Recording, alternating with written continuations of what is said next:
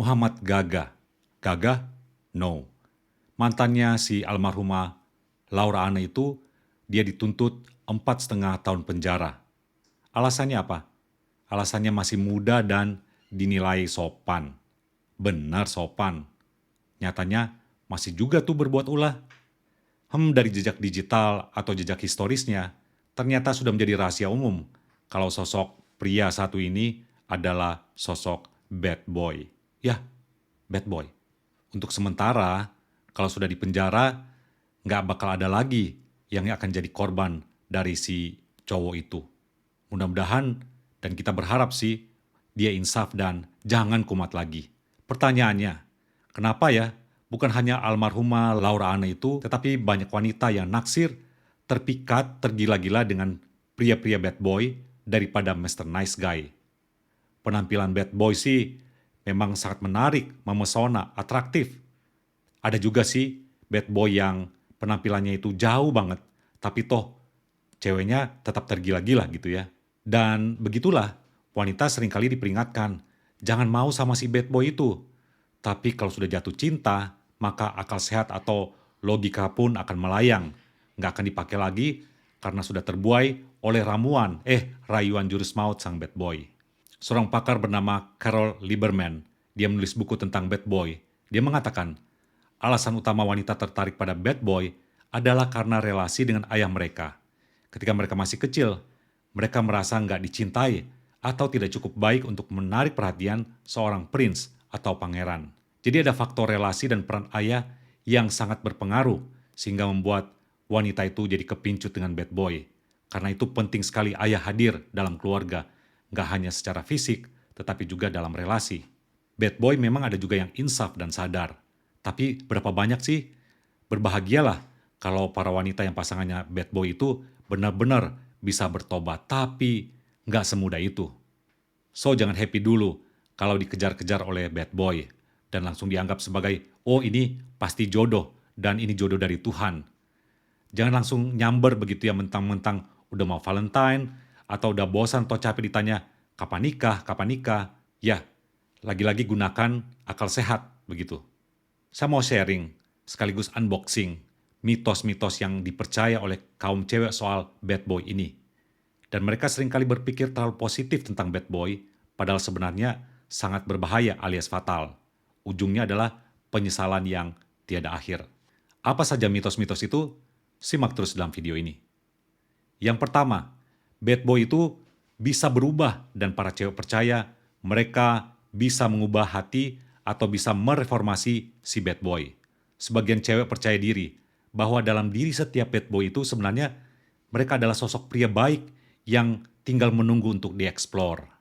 Hatinya baik kok, kamu gak kenal aja. Jadi mereka yakin katanya bad boy itu butuh sosok yang dikaguminya dan pasti akan bisa diubah.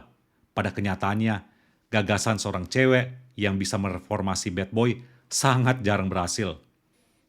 Jangan naif deh. Jangan sampai halu tingkat dewa. Lalu berpikir, saya pasti bisa mengubah hatinya bad boy itu, siapapun dia. Emang kamu Tuhan gitu ya?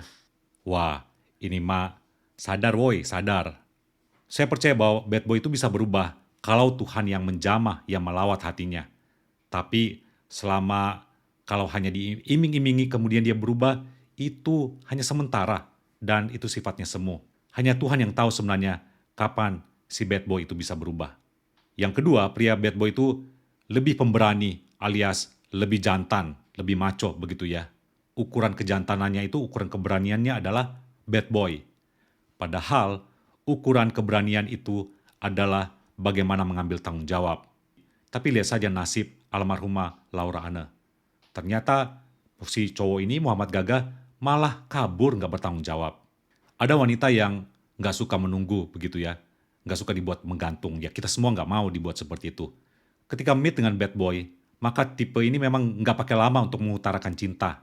Ya, bad boy memang cenderung berani, nggak pakai malu alias benar-benar agresif. Dan bagi wanita ini malah dianggap suatu pertanda baik, suatu kode keras, dan dilihat, wah ini cowok gentle. Lalu sikap pemberani ini juga akan mengantar kepada petualangan-petualangan liar yang juga membuat penasaran dari para wanita. Nah, Memang ada pengalaman-pengalaman cinta yang mungkin berkesan, tapi lagi-lagi ujungnya apa? Derita dan prahara alias tragedi. Lalu mitos yang ketiga, cowok bad boy itu pasti akan melindungi. Dia adalah pria pengayom. Pada dasarnya wanita itu mau dimanja, mau disayang. Dan karena hal-hal tersebut, wanita itu jadi tertarik pada bad boy yang kelihatan bisa mengayomi dan bisa menambah secure.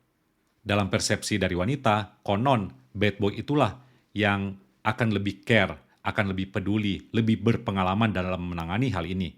Karena dipercaya bad boy itu nggak suka cewek nangis, maka dia akan melakukan apapun supaya jangan sampai terjadi hal itu. Sehingga bad boy dijuluki pelindung wanita. Tapi benarkah jadi pelindung wanita? Ya, ternyata realitanya nggak juga, gitu ya.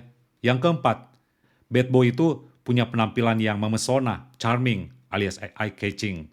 Tapi ada ungkapan bijak bahwa penampilan itu bisa apa? Bisa menipu, bisa mengecoh, bisa menjebak. Tapi seringkali itu yang membuat wanita jadi terpikat. Penampilan itu langsung membuat wanita tertarik pada bad boy.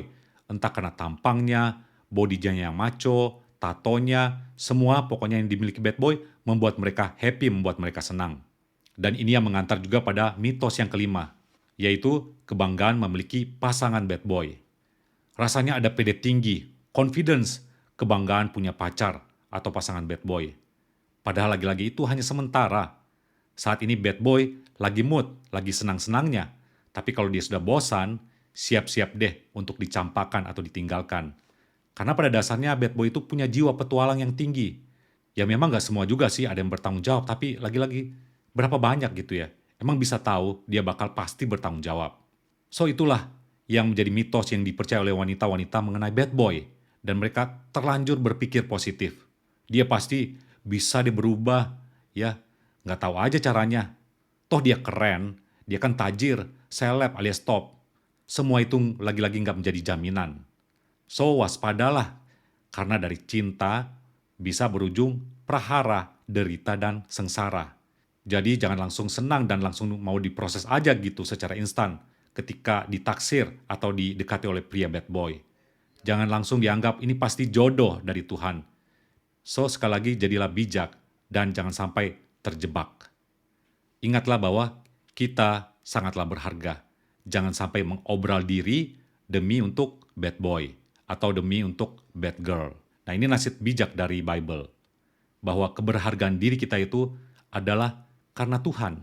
Bukan karena, wah dapetin cowok bad boy.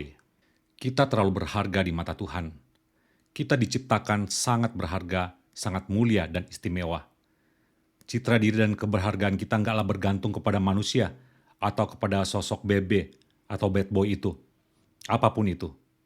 Kita berharga di mata Tuhan karena Dia menciptakan kita serupa dan segambar dengan Allah yang mulia, yang sungguh sangat agung itu. Kita masterpiece-nya Allah. Dan walaupun kita jatuh ke dalam dosa, Allah tetap mengasihi kita. Dia mau menebus kita dengan harga yang mahal melalui darah Kristus. Jadi ingat, betapa berharga, betapa bernilainya diri kita itu oleh karena Tuhan, oleh karena kasih Tuhan. So jangan mengobral diri kita dengan sesuatu hal yang sangat fana atau sia-sia. Jangan sampai mengobral atau menggadaikan diri kita itu dengan sesuatu yang sia-sia. Termasuk dengan menggadaikan kepada si bad boy tersebut. Oke, demikian sharing dalam video ini. Thanks for watching. Salam Inspironi.